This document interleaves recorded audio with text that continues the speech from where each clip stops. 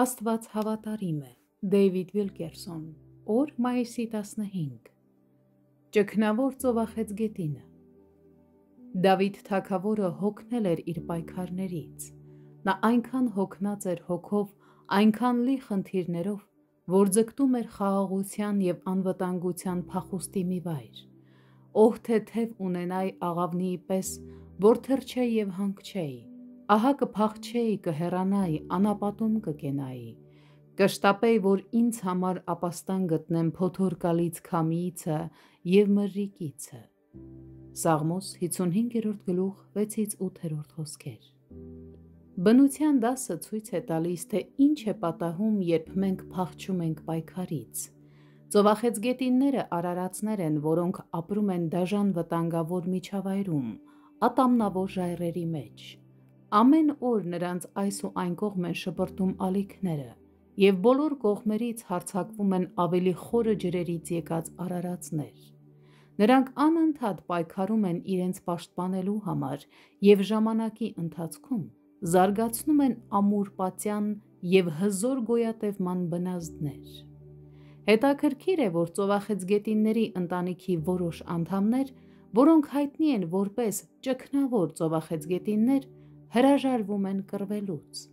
Անվտանգ ապաստան փնտրելով, նրանք բնակություն են հաստատում օվկիանոսի այլ բնակիչների նետված խեցիների մեջ։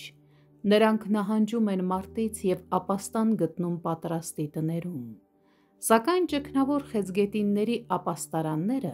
թանկարժեք և կործանարար են լինում։ Պայքարի բացակայության պատճառով նրանց մարմնի կենսական մասերը ոչնչացվում են։ Ժամանակի ընթացքում ճգնավոր ծովախեցգետինները կորցնում են շարժվելու ունակությունը, նրանց վերջույթները պարզապես ընկնում են, ինչի հետևանքով նրանք վտանգից դուրս են մնում, բայց գոյությունից բացի ուրիշ ոչինչ չեն կարողանում անել։ Մինչդեռ պայքարը շարունակող ծովախեցգետինները ծաղկում են։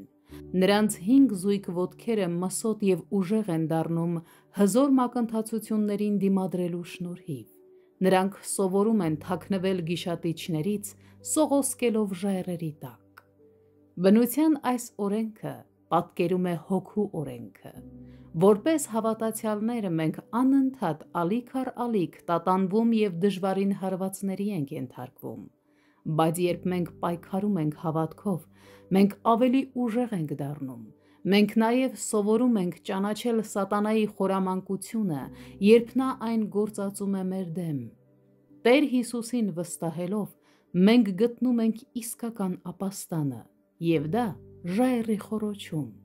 Միայն այդ դեպքում մենք իսկապես անվտանգ կլինենք մեր պայքարի կիզակետում։